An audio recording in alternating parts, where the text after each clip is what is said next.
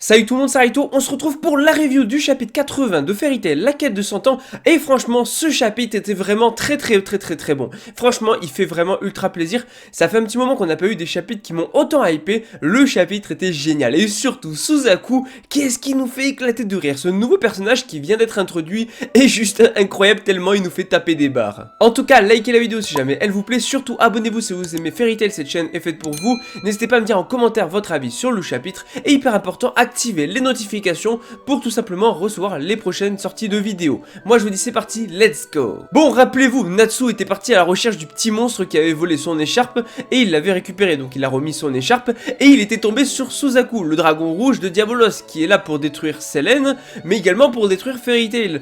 Et Natsu directement va le sentir parce qu'il va capter que c'est un Dragon Slayer. Et donc du coup on va voir cette conversation entre les deux qui est assez drôle parce que justement on a Suzaku qui dit que oui c'est un Dragon Slayer, mais il ne vient pas de ce monde, il vient d'un autre monde, il vient de Earthland. Il a été invoqué pour une quelconque raison, et en fait le truc c'est que Natsu lui dit moi aussi je ne viens pas d'ici, je viens aussi d'Earthland. Mais au premier abord, Suzaku va croire que Natsu est juste un gros pervers, parce que c'est vrai que le gars se balade avec juste un short et une écharpe, il n'a même pas de haut. On dirait Greg qui se balade torse nu, tu vois, mais en tout cas, du coup, Suzaku qui va le traiter de pervers, et franchement Suzaku va nous faire nous taper des barres, parce que il est juste ultra drôle. Franchement, l'humour apporté à ce personnage rajoute énormément de choses drôles dans le scénario et en même temps rajoute de l'intensité parce que quand on voit la fin du chapitre, on se rend compte qu'en fait c'est une grosse dinguerie ce Suzaku. Je kiffe le perso parce qu'il a un côté très sérieux mais un côté très drôle et en même temps un côté très naïf, mais ça fait son charme. Bref, il explique qu'il est venu pour affronter Selene. Natsu dit bah tiens ça tombe bien, on a le même but et tout, et il fait bon allez c'est bon on est amis, tout ça, il commence à lui tapoter sur le dos et voilà. En fait Suzaku est totalement dans la confusion, il ne comprend pas trop qu'est-ce qui se passe. Ce mec me fait péter des barres parce qu'il a l'air totalement perché à chaque fois. Il a l'air perdu, il ne sait même pas qu'est-ce qu'il fait là, il ne comprend même pas, il ne comprend rien à la situation, il est totalement perdu et je trouve ça beaucoup trop drôle. Mais sinon tout le monde va arriver, Lucy, Erza, Grey, etc. Bon bref, toute la team Natsu, tout ça, et donc du coup voilà, au final Natsu qui dit ouais j'ai retrouvé mon écharpe, il dit quoi vous avez battu les monstres et tout, donc du coup voilà Erza qui dit que oui voilà elle a battu donc du coup celle qui s'en chargeait, donc du coup Yuko, jusque là ok, bon on a un petit peu tout le monde, Suzaku qui est un petit peu décroché de tout ça, qui comprend pas tout ce qui se passe parce que il y a plein de monde qui arrive et tout, et on apprend que Aquarius est reparti parce que finalement, ben certes il y a un gros pouvoir magique ici, mais elle peut pas rester indéfiniment, donc c'était vraiment une aide temporaire et finalement elle ne restera pas pendant tout l'arc.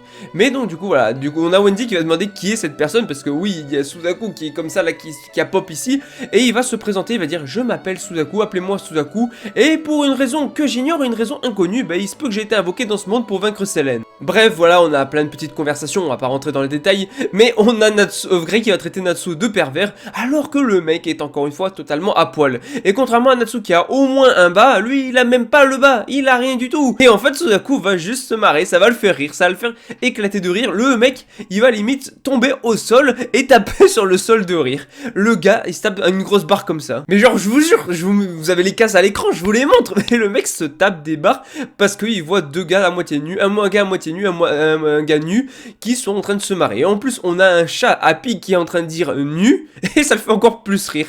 Le mec est juste génial. Ce personnage je le kiffe déjà, que ça soit déjà simplement sa personnalité, son caractère qui est à la fois drôle et sérieux. On a déjà un très bon personnage qui fait que franchement pour le moment en tout cas sur les personnages qui sont introduits dans la quête de 100 ans, c'est l'un des meilleurs tellement il est drôle. Bref sinon on a Suzaku qui demande s'il est bien du coup à la montagne de la lune noire, ok. Donc ils disent ouais normalement Selene doit être ici, ça doit être par là et tout. Elle est définitivement ici, ok. Donc il fait ok bon merci tout ça, et il fait donc je vais y aller, je vais aller la découper, et en même temps il fait je dois le faire avant qu'il y ait Fairy Tail qui s'en mêle, avant de tomber sur Fairy Tail tout ça.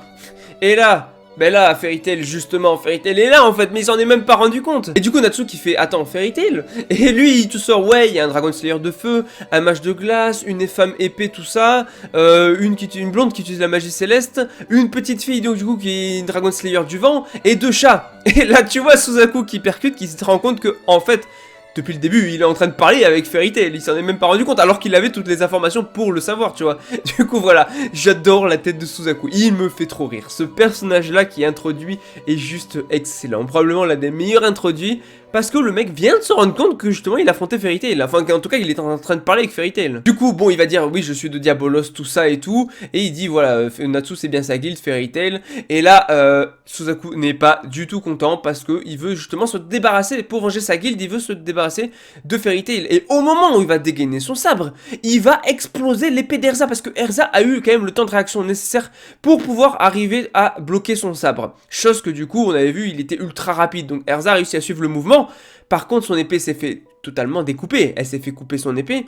Et en fait, le gars soit a dégainé tellement vite, soit il a même pas à dégainer qu'il a réussi à couper son épée. Et la case est juste magnifique. Et en plus, il va pas s'arrêter là, parce qu'il va juste trancher Erza. Et la scène est violente, parce qu'on voit du sang qui gicle de partout. Donc du coup, Erza qui vient de se faire défoncer. Et donc du coup, Suzaku qui est quand même surpris qu'Erza ait eu le temps de réagir. Natsu va foncer dessus, mais comme le dit Gray, il ne faut pas foncer sur cet ennemi parce qu'il est d'un autre level. Sauf que Natsu n'en fait qu'à sa tête. Et comment dire que la page est incroyable. La page est incroyable. On a Suzaku qui a dégainé tellement vite que Natsu s'est fait couper.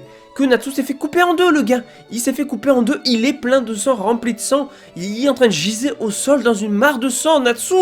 Il a battu Erza et Natsu en une seconde.